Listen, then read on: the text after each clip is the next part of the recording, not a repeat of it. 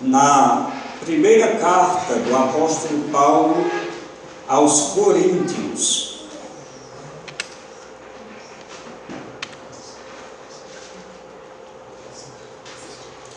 Primeira carta do apóstolo Paulo aos Coríntios, capítulo 11, a partir do versículo 23. Primeira carta do apóstolo Paulo aos Coríntios, capítulo 11, a partir do versículo 23. Todos acharam? Amém. Amém.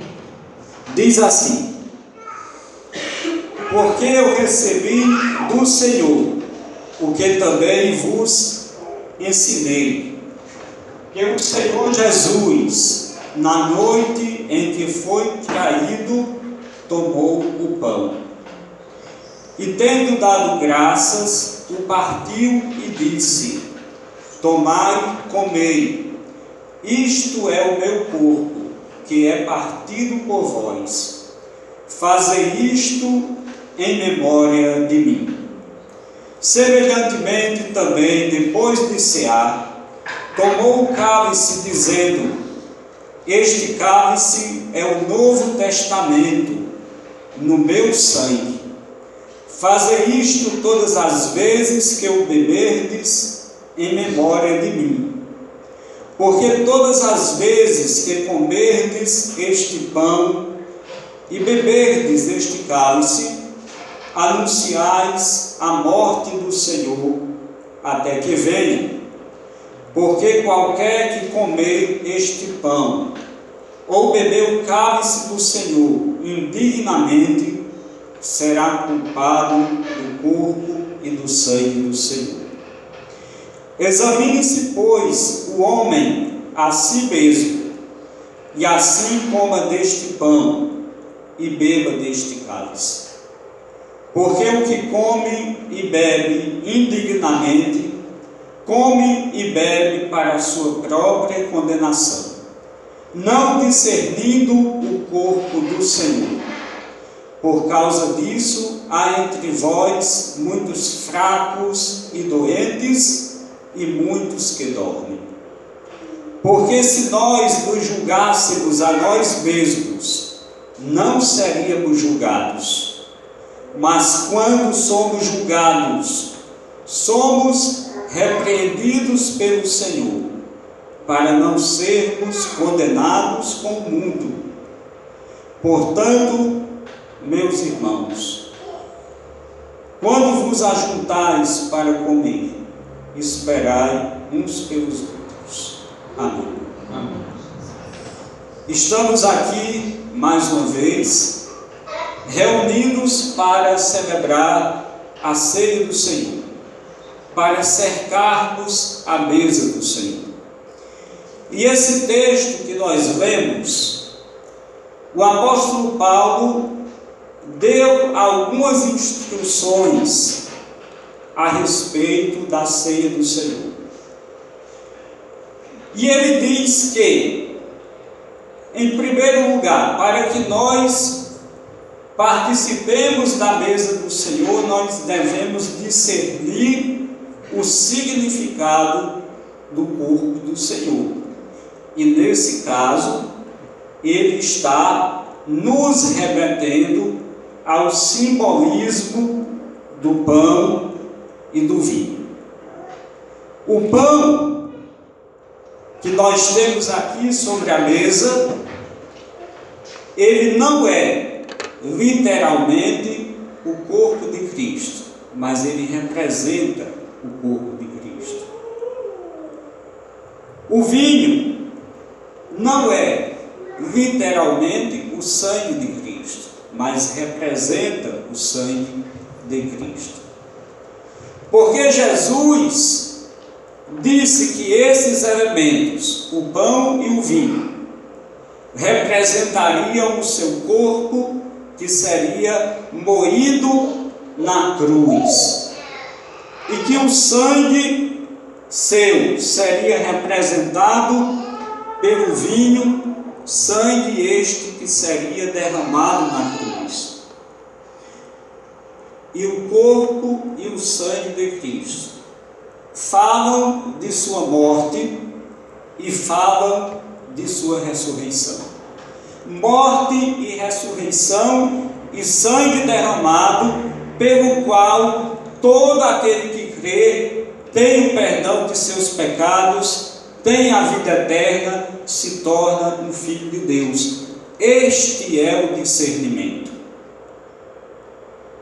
É o discernimento do significado da celebração da ceia do Senhor, para relembrarmos a morte e a ressurreição do nosso Senhor, para relembrarmos que na cruz, para a nossa salvação, Ele entregou o seu corpo e derramou o seu sangue. Esse é o discernimento.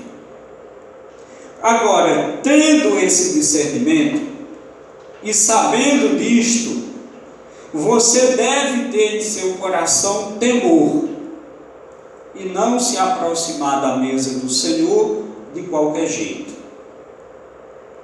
E por causa disso, o apóstolo Paulo disse: cada um, antes de participar da ceia do Senhor, faça um autoexame.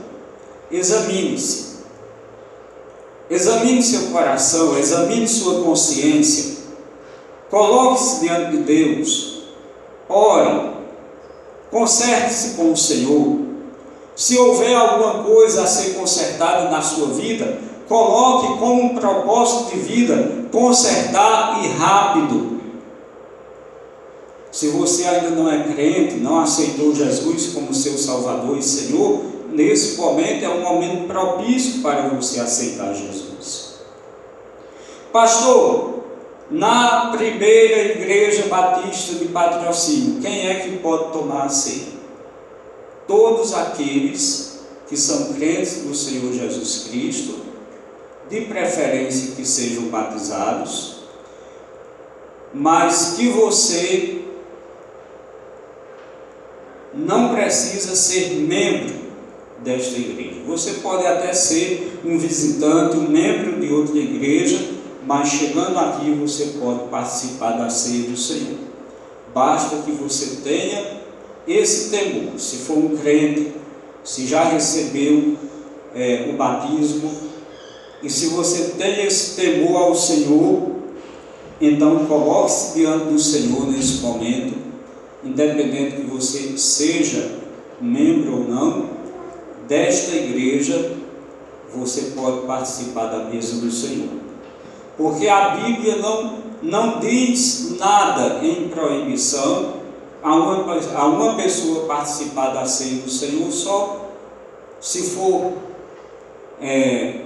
porque não é membro daquela determinada congregação, daquela determinada igreja. Não existe proibição, né? Infelizmente, existiu no passado e talvez ainda exista pastores que dizem: não, só pode participar da ceia se for membro desta igreja. Isso não é bíblico, e nós queremos ser bíblicos, nós queremos seguir o que a palavra de Deus diz. Então nós vamos neste momento louvar a Deus com o hino 123 do cantor cristão. Bendito seja o Cordeiro, é o título do hino. E aí hoje nós vamos fazer um pouquinho diferente na distribuição dos elementos. Enquanto cantamos, cada um irmão se levantará do seu lugar, virá aqui na frente e pegará um pedaço de pão e um cálice de vinho.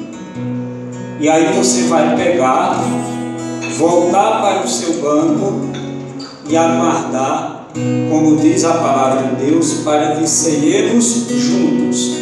Quando vos ajuntardes, irmãos, esperai uns pelos outros. Então vamos lá. Enquanto cantamos, você se levanta do seu lugar, pega o seu pão e o seu cálice de vinho.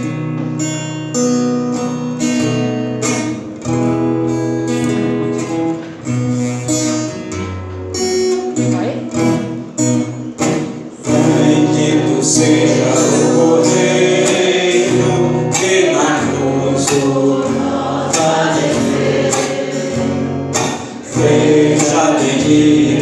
seu sangue que dos bons pecadores redimiu. Fez esse sangue lavado com roupas que dão salvação. Os pecadores remidos que perante seu Deus estão. Alvo mais que a neve, alvo mais que a neve, se nesse sangue lavado, mais alvo que a neve se vê. Quão espinhosa coroa que Jesus por nós o bordou. Oh, quão profundas as chagas que nos provam quanto Ele amou. Fez essas chagas pureza para um pobre pecador. Pois ser mais alto que a neve, o teu sangue nos torna Senhor. Alvo mais que a neve, alvo mais que a neve, se nesse sangue lavado, mais alto que a neve ser. Se nós aqui confessarmos que seguimos na tua cruz, tu não somente perdoas, purificas também, ó Jesus. Sim, entre todo pecado, que maravilha desse amor. Pois ser mais alto que a neve, o teu sangue nos torna Senhor. Alvo mais que a neve, alvo mais que a neve, se nesse sangue lavado, mais alto que a neve ser. Irmãos, houve alguém que não pôde vir aqui na frente por alguma coisa? Talvez você não conseguiu se deslocar aqui à frente. Houve alguém que não pegou os elementos porque não conseguiu se deslocar aqui à frente? Se houve, aí agora sim nós vamos pedir a alguém que vá até o banco servir os elementos para você. Se você não veio aqui porque não pôde vir, tem alguém? Faz assim com a mão. Se não tem, então vamos proceder à ceia do Senhor. O Senhor Jesus, na noite em que foi traído, tomou o pão e disse: isso é o meu corpo, que é entregue por vós. Fazei isto todas as vezes que comerdes em memória de mim. Comamos do pão.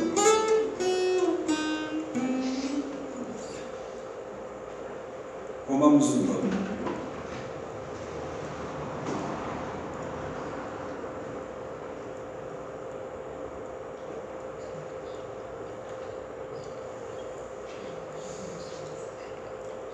Logo após cear, Jesus tomou o cálice em suas mãos, distribuiu entre os seus discípulos e disse: tomai e bebei.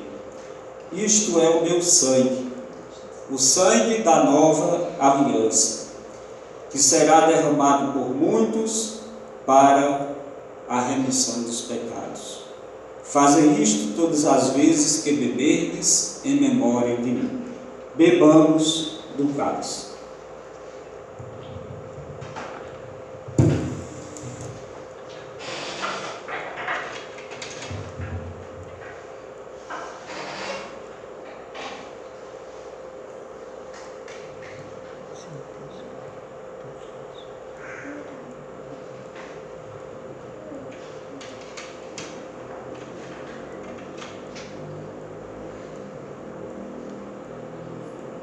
eu quero pedir mais uma vez ao irmão Geraldo. Vem aqui, irmão Geraldo. O irmão Geraldo vai orar. E logo após eu vou pedir ao irmão Giovanni para recolher os carros. Pode ser?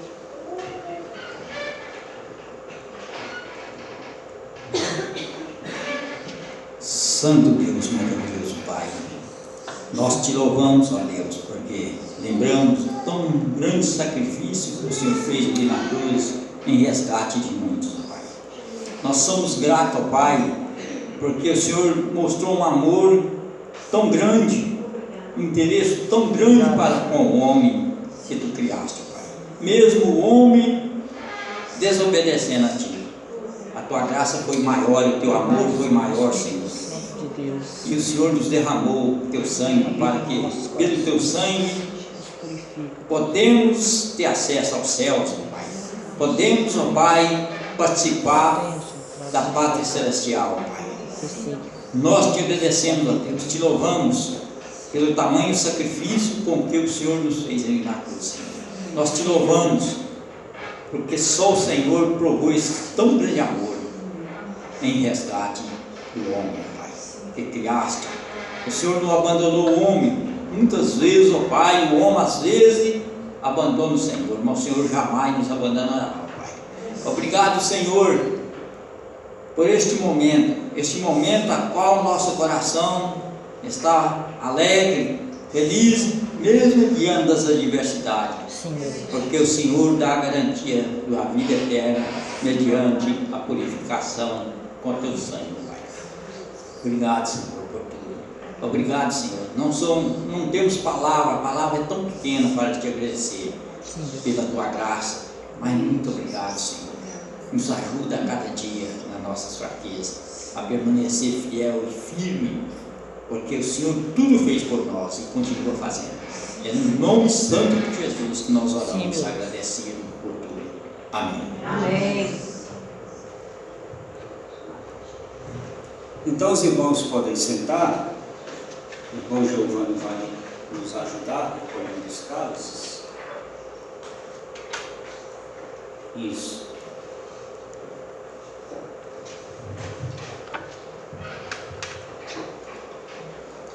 Enquanto isso, os irmãos abram suas Bíblias em Hebreus,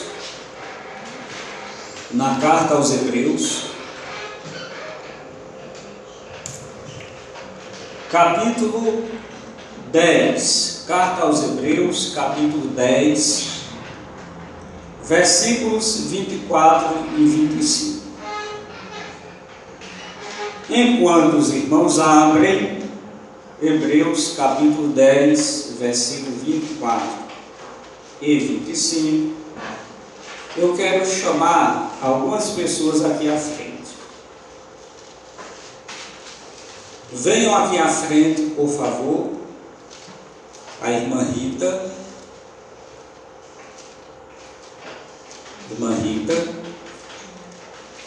Irmã Gilcelene,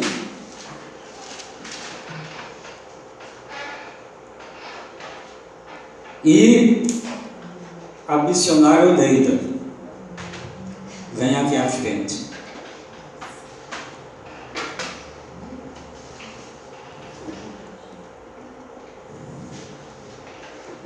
Isso. Fiquem aqui. Estas irmãs são as pessoas que estão aniversariando, são as aniversariantes desta semana. Vamos orar por elas. Imponham as mãos para cá para orarmos por elas. Senhor Deus e Pai, em o nome de Jesus Cristo, teu Filho, muito obrigado, Senhor, pela vida da irmã Gilcelene, da irmã Rita e da missionária Oneida. Obrigado, Senhor, por mais um ano de vida que o Senhor lhes deu.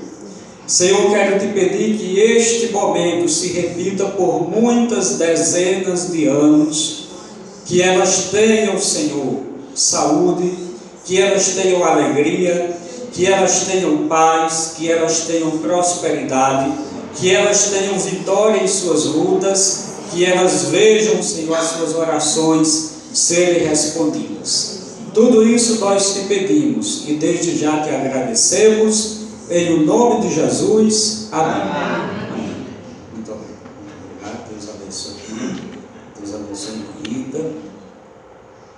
Deus abençoe. Isto. Muito bom.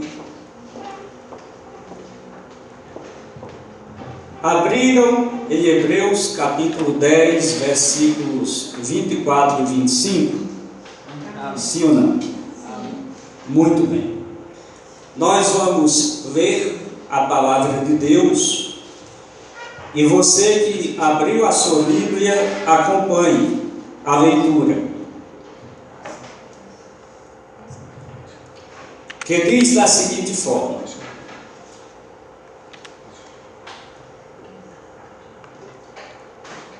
consideremos-nos também uns aos outros, para nos estimularmos ao amor e às boas obras. Não deixemos de congregar-nos, como é costume de alguns. Antes façamos admoestações, e tanto mais quanto verdes, que o dia se aproxima.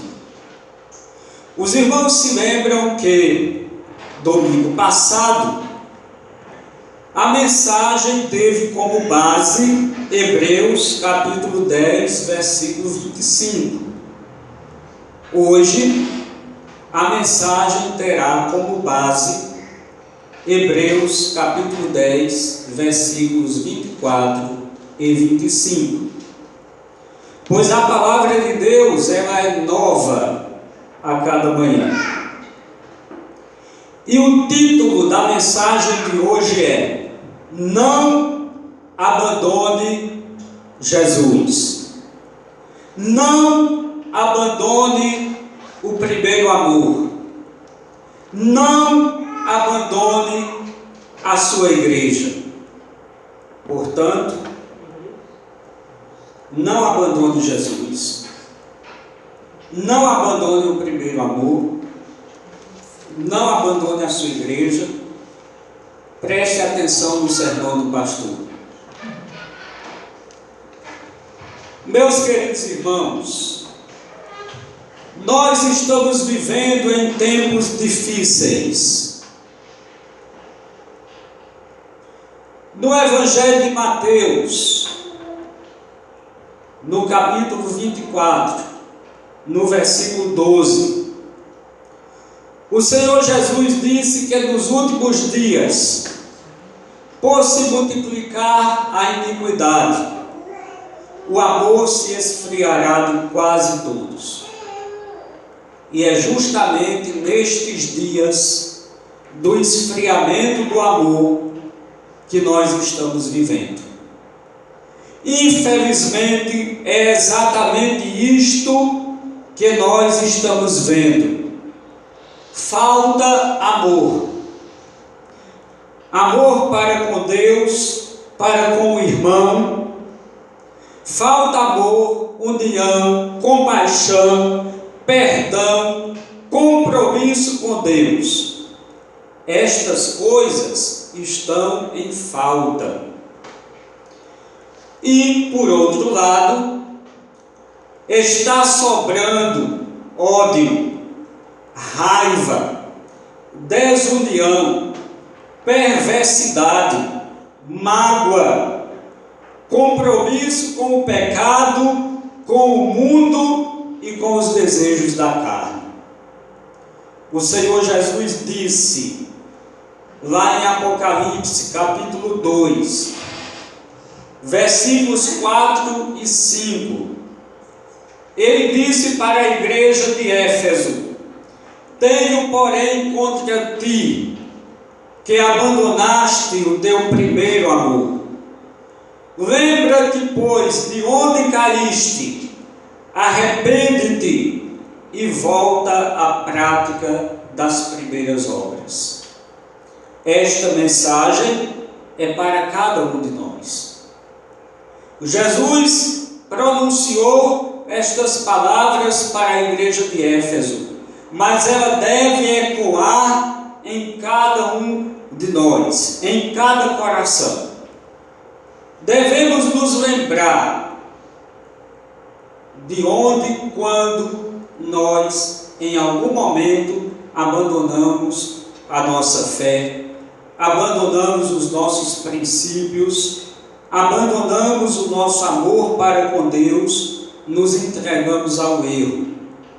Devemos fazer essa reflexão, ver onde caímos e a partir de então nos arrependermos e recomeçar. Tem muitos crentes que abandonam a igreja, abandonam a fé, porque se sentem culpados pelos pecados que cometeram, mesmo depois de terem aceitado Jesus Cristo, caíram e não conseguiram se reerguer. E não conseguiram por quê? Porque não fizeram essa reflexão. Onde eu caí? Em que eu errei? Não detectaram isso e não tiveram a atitude de recomeçar. A palavra de Deus não manda nós ficarmos prostrados quando caímos, mas ela manda perceber onde caímos e nos reerguermos e praticarmos as primeiras obras, praticarmos o amor que praticamos antes, quando aceitamos a Jesus. Infelizmente, as pessoas que se declaram crente, nos dias de hoje, essas pessoas dão um mau testemunho. Não vivem mais uma vida honesta e santa. Não querem mais sofrer por causa do Evangelho. Não oram. Não leem a Bíblia, a palavra de Deus. Não querem ter compromisso com a igreja. Não participam das atividades. Não são dizimistas nem ofertantes. Vivem pulando de galho em galho, indo de igreja em igreja, buscando falsos profetas, falsos pastores, falsos apóstolos, falsas igrejas, falsas doutrinas, falsas bênçãos. E essas pessoas não querem e não aceitam serem corrigidas. São rebeldes, são contenciosas, são fofoqueiras, não se importam com as necessidades dos outros, são pessimistas, são egoístas, têm a língua ferina, o coração duro, os olhos maliciosos, os pensamentos maldosos. Inventam calúnia contra os irmãos, contra o pastor. Caso o pastor seja casado, contra a esposa do pastor, contra os obreiros da igreja, contra os irmãos de fé e assim por diante. E muitos desses, ou dessas pessoas, com as suas fofocas, mentiras e calúnias, jogam os irmãos uns contra os outros, e muitas vezes jogam os membros da igreja contra a liderança da igreja e principalmente contra o pastor. Isso é sério. Mas eu quero dizer para você, meu querido irmão, você que não é assim, você que é um crente fiel, você que é verdadeiro, você que realmente serve a Jesus de todo o seu coração, você que já recebeu verdadeiramente a Jesus como seu único Senhor e Salvador pessoal, tenha cuidado. Tenha cuidado com aqueles que vêm até você de mansinho, com cara de humilde, se fazendo de santarrão, apontando os erros dos outros, às vezes até chorando na sua frente, para lhe impressionar, para que você fique com pena dele ou dela. Gente que procura se passar por vítima com o objetivo claro de lhe enganar, de plantar dúvidas e contendas no seu coração. Tenha cuidado, não se deixe enganar. Vejam o que a palavra de Deus diz sobre esse tipo de pessoas.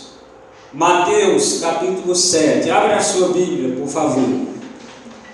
Mateus capítulo 7, versículo 15. Todos com a Bíblia aberta. A Bíblia é a nossa autoridade. Mateus capítulo 7, versículo 15 nos diz: acautelai-vos, porém, dos falsos profetas, que vêm até vós, vestidos como ovelhas, mas interiormente são lobos devoradores. Jesus está alertando a cada crente contra os falsos profetas. E os falsos profetas são aqueles que pregam a mensagem supostamente da palavra de Deus, mas não é da palavra de Deus, porque eles distorcem, ensinam falsas doutrinas. Acautelai-vos, porém, dos falsos profetas, que vêm até vós vestidos como ovelhas, mas interiormente são lobos devoradores. Abra também na segunda carta de Paulo aos Coríntios, capítulo 11, versículo 14. Segunda carta aos Coríntios, capítulo 11, versículo 14. Todos acharam? Amém. Que diz: e não é maravilha, porque o próprio Satanás se transfigura em anjo de luz. Ora, se até Satanás se transfigura em anjo de luz, é muito fácil para qualquer pessoa que não é verdadeira se passar por verdadeiro, com o intuito de enganar e de plantar sementes ruins no reino de Deus, na igreja, no seu coração. Abra ainda em Provérbios capítulo 6, dos versículos 16 a 19. Provérbios capítulo 6, dos versículos 16 ao 19.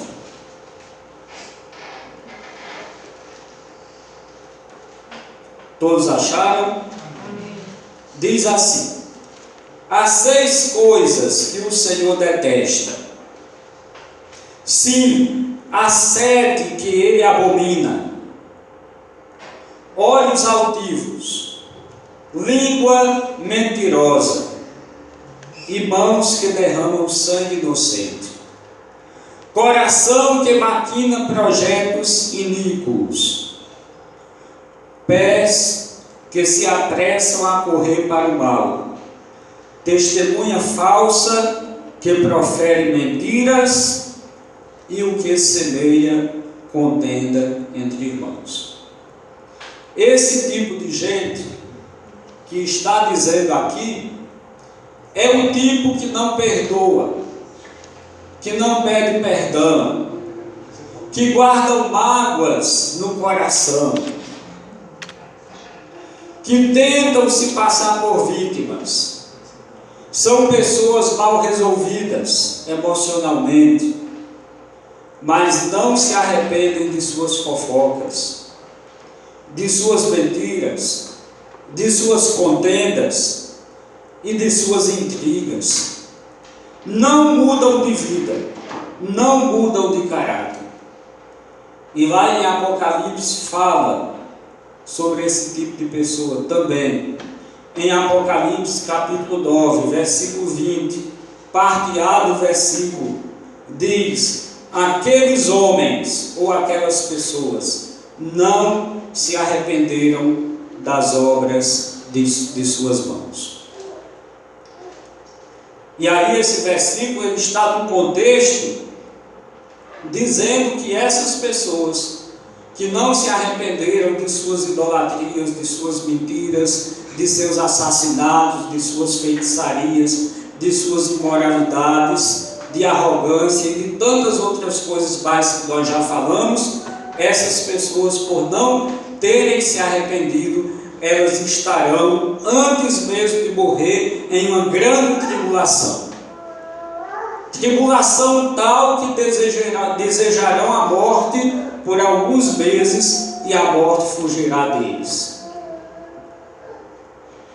Esse tipo de gente não é crente, não é salvo, não são filhos de Deus, não servem a Deus. Na verdade, são incrédulos disfarçados de religiosos. São lobos devoradores disfarçados de ovelhas. Estão perdidos dentro da igreja, condenados ao inferno. São filhos do diabo, são servos de Satanás. É verdade, irmãos, que chegamos ao tempo que foi profetizado pelo Espírito Santo nas cartas de Paulo a Timóteo. Abra aí, primeira carta de Paulo a Timóteo, capítulo 4, versículo 1 e 2. Abra a sua Bíblia. Eu sei que até agora o discurso está sendo muito duro, mas vai melhorar. Tenha certeza disso. É preciso falarmos, porque a palavra de Deus ela é uma espada de dois gumes.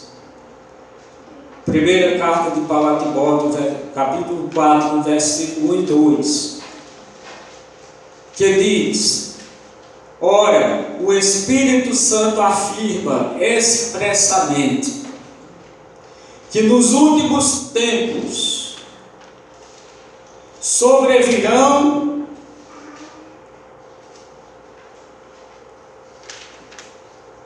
pessoas que apostatarão da fé, ou seja, abandonarão a fé, por obedecerem a espíritos enganadores e a ensinos de demônios, pela hipocrisia dos que falam mentiras e que têm cauterizada a própria consciência. E isso nós estamos vendo em todos os lugares. Pessoas apostatando, abandonando a fé, abandonando a doutrina.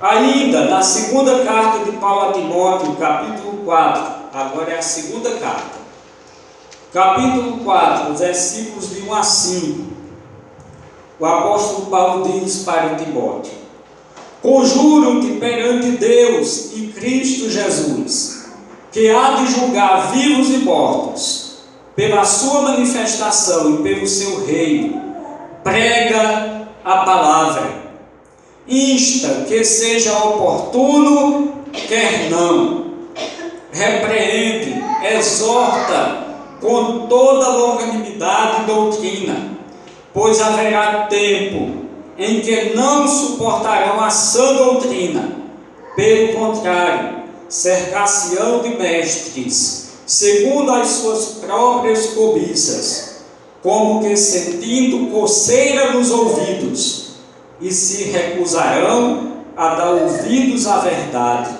entregando-se às fábulas. Tu, porém, ser sóbrio, em todas as coisas suporta as aflições, faz o trabalho de um evangelista, cumpre cabalmente o teu ministério. Então, até agora, o que nós dissemos é que nós estamos vivendo em uma situação assim.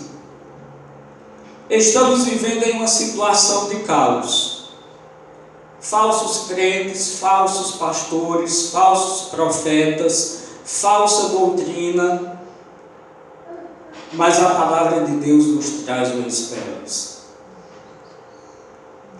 E os versículos que nós lemos do início, em Hebreus, capítulo 10, versículos 24 e 25, esses versículos, eles falam sobre essa esperança.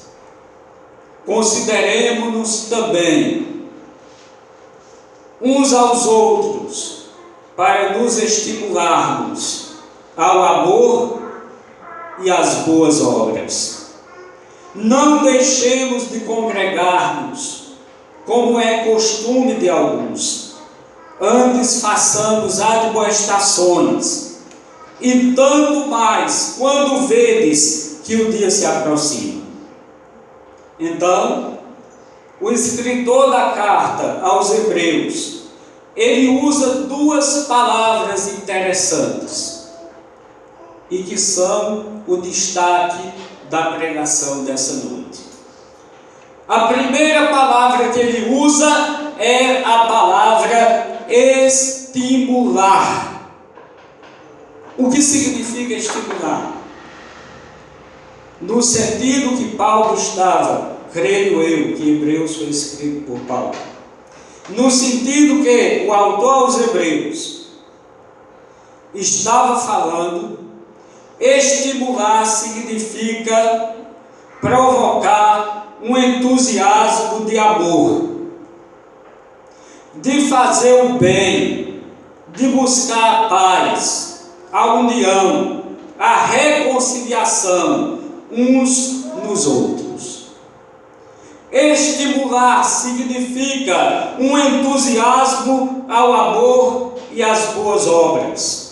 Ou seja, em vez de você ser uma pessoa que desanima, em vez de você ser uma pessoa que profere palavras desalentadoras, em vez de você ser uma pessoa que olha situações pelo lado negativo e com essa sua atitude negativa você contagia outros para também terem visões negativas, em vez disso, você deve procurar estimular ao amor, às boas obras, a enxergar as coisas de forma positiva, estimular ao amor e às boas obras. Você deve ser um estimulador do bem. Diga isso para você. Vamos lá? Eu serei um estímulo para o bem, para as boas obras, para o positivo, para a bênção. E aí eu quero usar aqui uma ilustração para você entender o valor de ser uma pessoa que estimula outros para o bem, para a fé, para o positivo e para as boas obras. No livro de Números, no Antigo Testamento, nos capítulos 13 e 14, você pode ver essa história na sua casa. Marque aí da sua Bíblia para você ler.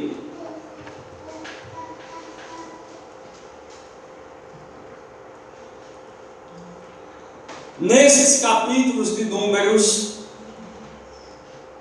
nos fala que Deus orientou Moisés a escolher 12 homens, e esses 12 homens que foram escolhidos, cada um representando uma tribo do povo de Israel, eles foram designados para entrar em Canaã, espiar a terra de Canaã e depois trazer um relatório para Moisés.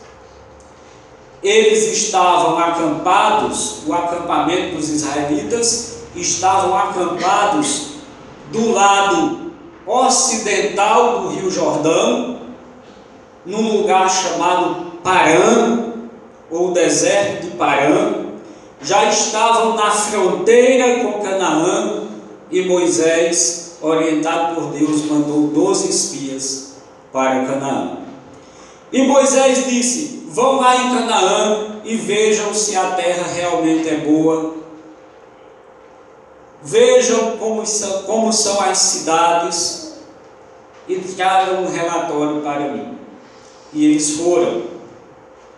Aqueles espias passaram 40 dias andando por Canaã. E após os 40 dias, eles voltaram para o acampamento dos israelitas. Eles trouxeram um cacho de uva como prova dos frutos da terra. Um cacho de uva tão grande que 2 homens precisaram amarrar em uma madeira e trazer assim no ombro. Mas quando eles abriram a boca para dar o relatório, 10 daqueles homens deram um relatório pessimista, deram um relatório negativo.